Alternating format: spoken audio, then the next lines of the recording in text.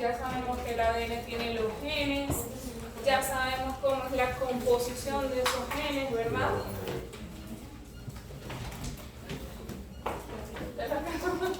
Gracias. ¿Okay? Ya sabemos que va a explotar la hoja porque... A ver, voy con eso. Voy con eso. ¿Cuál es la pelea de ustedes ahí?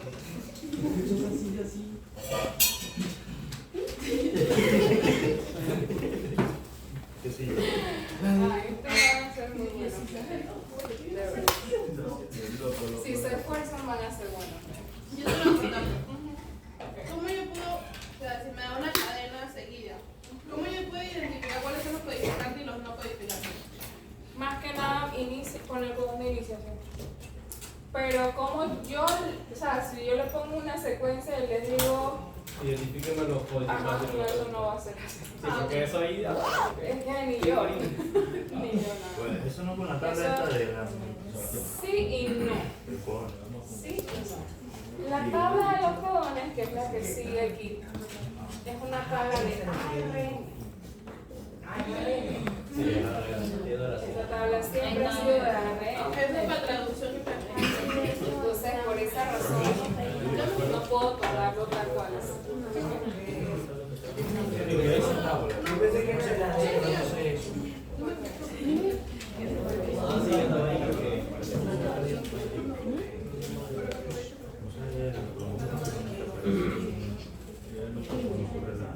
Yo les puedo decir que puedo identificar un gen cuando identifico primero esta secuencia en el ADN o en el ARN.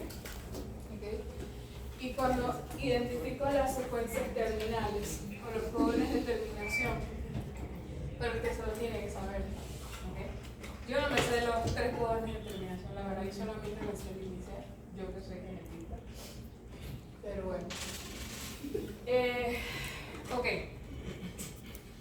El ADN almacena entonces la información genética. El ADN es como un libro, literalmente.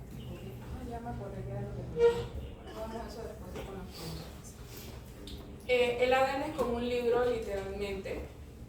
Y cuando nosotros vamos, o la célula, perdón, va a utilizar un gen, la célula no agarra todo el material genético y lo expresa. No. La célula agarra esa sección o ese gen. Perdón. Prendan ese aire. Prendan. Ese aire filtra. No estoy para otra semana de muerte. Gracias. ¿Okay? Tómense su cuestión, su normonil, su norcetin, su doleforte, lo que sea. Panadol ultra fuerte. No, panadol nada más para la fiebre. Puro. ¿Qué amores? Ok. Ajá. La célula entonces selecciona el gen, ¿ok? Pero cómo lo selecciona, cómo están esos genes, o sea, es todo un proceso que nosotros conocemos como dogma central de la biología molecular. Más adelante lo vamos a hablar. Entonces, al momento de tener esto, nosotros vamos a anotar, a ver si lo tengo por aquí. Oh, ok.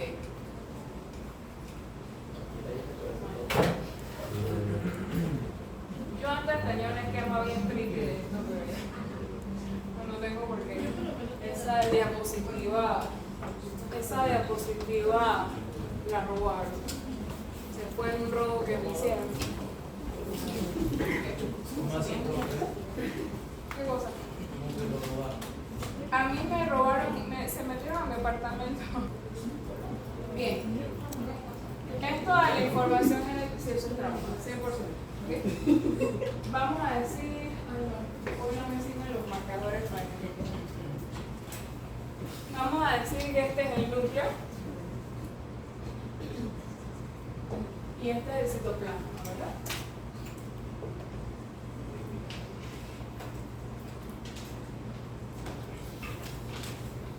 Aquí tenemos el ADN.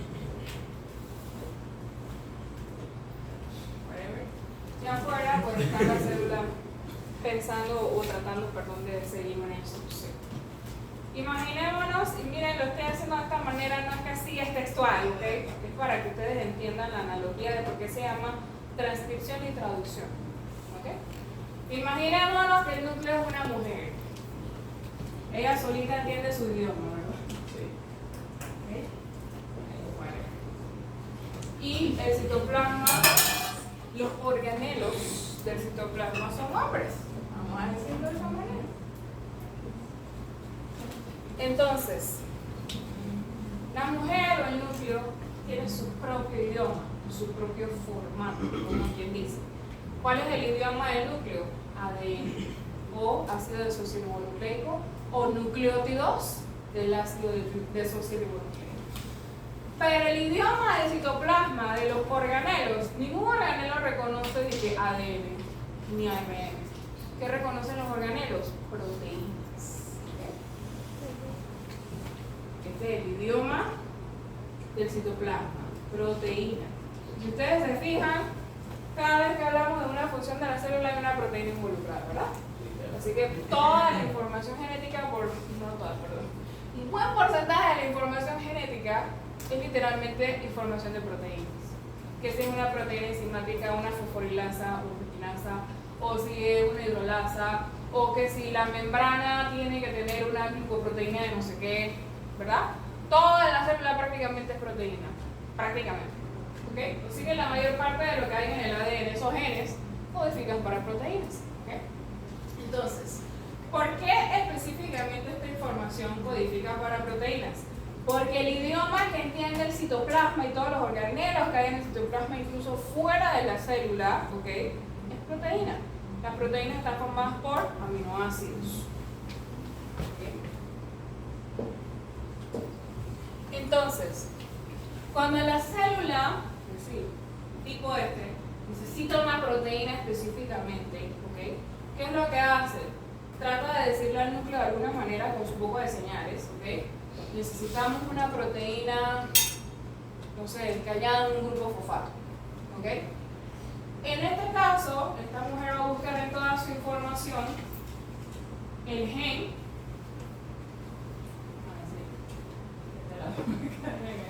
Eso está mal, malísimo, ¿ok? Pero vamos a decir que este es el gen que codifica para esa quinasa, ¿ok? ¿Qué es lo que va a hacer el núcleo?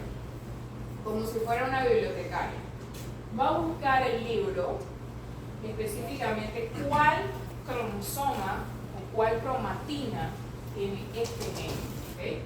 Y luego entonces no es que le va a entregar el libro al hombre, no. Ella va a hacer al menos una copia de eso, ¿ok? E incluso puede transcribirlo, es decir, cambiarlo de formato. Ah, mira, esto está en formato texto, pero yo para poder comunicarlo lo tengo que comunicar en formato auditivo.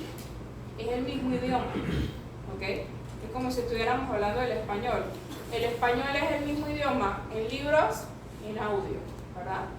Entonces, ella lo tiene en formato de texto, pero ella lo tiene que comunicar en formato de audio, ¿ok? Pero resulta y pasa que el citoplasma no entiende de idiomas ADN. El citoplasma tiene otro idioma, proteínas. ¿Okay? Entonces, ¿qué es lo que va a pasar? Ella, primero que todo, va a transcribir esta información, digamos, que me están llamando, o la están llamando a ella. Mira, en el libro del CARP dice en este capítulo esto, esto y esto. Y le leo lo que dice en el capítulo. ¿Qué está haciendo literalmente el núcleo? Está leyendo la información genética y la está transcribiendo a un formato diferente. ¿Okay? Eso, mis amores, es la transcripción del ADN.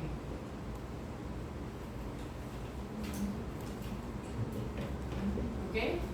Y vamos a ver que la transcripción se va a dar de ADN o formato ADN, es decir, formato adenina, timina, guanina y citosina, a formato ARN. Va a pasar de doble cadena a una cadena. ¿Okay? Son formatos de la misma información, del mismo abecedario, como quien dice, del mismo idioma. Y ella lo expresa de esa manera. ¿Okay? Pero volvemos y caemos en lo mismo. Las proteínas no son lo mismo que los ácidos nucleicos. El hombre no entiende idioma de ácido nucleico, no entiende idioma de proteína. Entonces, ¿qué yo necesito ahí? Un intermediario o un traductor. ¿Ok? En este caso van a ser los ribosomas. El pacificador entre los que hay ahí. ¿Ok? Eso es como cuando tenemos, por ejemplo, a la rectoría, a la licenciada Zunilda y acá. La rectoría lo transmite a ella lo traduce para nosotros, ¿verdad? Así. Entonces los ribosomas se van a encargar de agarrar este ARN, ¿okay? Que es lo que el ribosoma recibe, la transcripción que recibe, o la orden que recibe, y la va a traducir a aminoácidos, es decir, a proteínas. Para que entonces el citoplasma, o los organelos, o el hombre en este caso, entienda lo que le está diciendo la mujer. Esta instrucción dice que eso no tiene que quedar diagonal, eso tiene que quedar recto. ¿Ok? Lo transcribimos, el ribosoma agarra y lo traduce, y finalmente los organelos y todo fuera de la célula entiende que esto no es diagonal, sino que esto es recto. ¿Ok? Entonces, hablando de forma científica, pero bueno, hablando desde el punto de vista científico, el dogma central de la biología molecular nos dice, a borrar.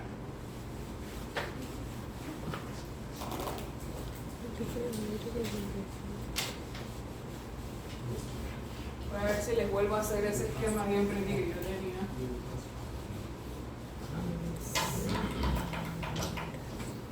El dogma central de la biología molecular nos dice que este es el sentido de la expresión de la información genética, que pasa de ADN, se transcribe a ARN y luego se traduce a proteína. Así de sencillo. Cuando a mí me explicaron esto, duraron como 6 meses, literalmente un semestre para explicarme esto. Y eso lo acabo de explicar en 3 minutos. Pero bueno, así es la gente, ¿no? Entonces, en este aspecto, esta es la forma en la que se expresa siempre la información genética, y estos son los componentes involucrados. Ahora, aquí hay varios pasos, y cada uno de esos pasos tiene su proceso. ¿Okay? Primero que todo, nosotros vamos a tener esta situación de que el ADN es una molécula que se encuentra en 23 secciones o 23 segmentos de cromatina, en el caso de los humanos. ¿Okay? 23 segmentos multiplicados por 2, 46 segmentos de cromatina. Porque nosotros tenemos 2 copias de cada información. Por eso somos organismos diploides. ¿Okay? Sin embargo, este proceso de transcripción y traducción muchas veces hace que se pierda parte de la información. Y por esa razón, para poder mantener ese backup, vamos a decir que la bibliotecaria le prestó un libro a alguien o el libro se medio que dañó, ella necesita mantener siempre varias copias, siempre. Así que ella va a solicitar que traigan más ejemplares o más juegos de esa misma información. Y eso, mis amores, es como la analogía de la replicación del ADN. ¿Qué es lo que yo hago en la replicación del ADN que solo sucede en el núcleo de las células eucariotas? Yo genero varias copias de esa cadena completa o de ese libro completo de información genética. ¿Okay? Eso es la replicación. Y a partir de ello, que yo tenga mi buen backup de información, o mi buena biblioteca, entonces yo transcribo, en el caso de la copia, y luego lo traduzco. ¿Okay? La replicación, vamos a buscarlo por acá.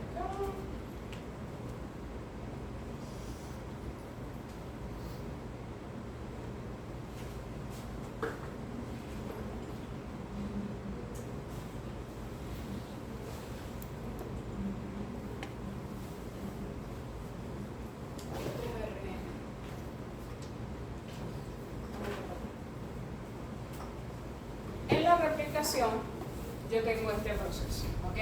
Primero, clarito con esto. ¿Cuándo se da la replicación? Es decir, cuando yo genero varias copias de ADN, ¿ok? Cuando la célula se encuentra en división celular. Por eso es que ustedes ven que se forman los cromosomas y luego entonces se reparten, literalmente es información genética duplicada. O cuando se necesita la reparación del material genético, porque mis amores, estas moléculas son muy estables, pero el proceso de copiar esa información genética, eso no es un proceso 100% eficiente. Entonces puede tener errores de replicación y errores de transcripción. ¿Okay? En la replicación entonces yo tengo esto. Para generar otra copia de ADN, primero yo voy, como ven aquí, a abrir la cadena de ADN. Puedo hacerlo porque los enlaces que unen las bases nitrogenadas son enlaces débiles, ¿verdad? Son puentes de hidrógeno. Así que yo sencillamente puedo romper estos enlaces para después hacer una copia con nucleótidos complementarios de la cadena de interés. ¿Okay? En el caso de la replicación se copia toda la cadena de ADN, de inicio a fin. ¿Okay? Y esto lo que va a originar es una horquilla de replicación. Vamos paso por paso. Nosotros vamos a ver que aquí se involucran para este proceso varios tipos de proteínas o de enzimas que ayudan a romper y unir o incluso añadir, es decir, sintetizar algún nucleótido, etcétera, etcétera. Primero tenemos esta situación de que el ADN, recordemos que es una molécula en hélice, así que ella se tiene que desdoblar. Primero tenemos esa situación de que, bueno, tenemos que relajar esa supercompactación para que después esta parte quede muy expuesta, ¿okay? Eso todavía no lo vamos a ver, pero la replicación como tal involucra que en este caso la cadena que en un inicio era una hélice se vuelve una cadena lineal, ¿okay? Las enzimas que ayudan a que esta cadena pase de hélice a cadena lineal se llaman topoisomerasas. Todo esto se lo tienen que aprender. ¿Ok? Y la topoisomerasa literalmente mantiene esto que ven aquí lineal. Ellas son las que mantienen esa cadena lineal. ¿Okay? Si se quita la topoisomerasa, esto se vuelve a enrollar en hélice. ¿Okay?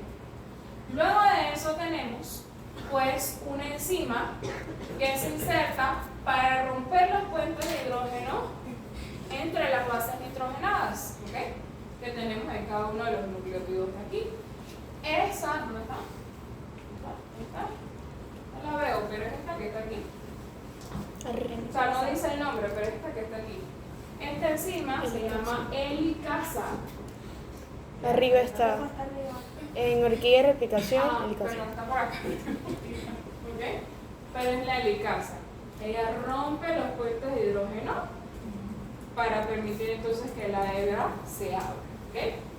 Si ustedes se fijan, no es que la hebra se abre completa, se abre solamente en esa sección que se está copiando. ¿Okay? Entonces, a partir de que tenemos entonces la topoisomerasa manteniendo la lineal y la helicasa rompiendo los puentes de hidrógeno, entonces hay una enzima que le permite a la célula como tal saber cuáles son las bases nitrogenadas que hay aquí, es decir, ella reconoce en su sitio activo nucleótidos o bases nitrogenadas, ¿okay? Y a partir de ello ella puede añadir nucleótidos, es decir, esos nucleótidos van a estar libres por allí, voy a decirlo de esa manera, ¿sí? Van a estar libres por ahí y esa enzima literalmente, mira, aquí dice, vamos a decir que aquí hay una adenina, ¿ok? Esa enzima reconoce que ahí hay una adenina y ella añade en complementación una timina. ¿Okay? Aquí dice que supuestamente es una citosina. Ella añade en complementación una guanina. Y así poco a poco ella va añadiendo nucleótidos, ¿okay? Dependiendo de la información que hay en esta primera cadena. ¿Okay? Esta enzima que añade nucleótidos en complementación y complementariedad se llama polimerasa. Es la más importante de todas las enzimas. que se utilizan en la información genética. ¿Ok? La polimerasa no solamente existe con el ADN, también existe en el ARN. Y por esa razón nosotros tenemos que identificar cuál polimerasa es. Si por ejemplo esta que está aquí, como es una replicación del ADN, la que va a estar es una ADN polimerasa. Pero si estuviéramos en un proceso, por ejemplo, de transcripción o de traducción, en donde pasa de ADN a ARN, la que va añadiendo nucleótidos se llama ARN polimerasa. ¿Okay? Tiene que hacer la diferencia. La que participa en la replicación, ADN polimerasa. La que participa en la transcripción y la traducción, ARN polimerasa. ¿Ok? Entonces, hay otra que no la veo. No la veo. A ver si está por acá.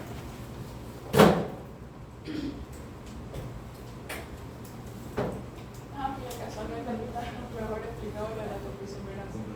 ¿Por qué no me gusta esta? Porque este es ARN.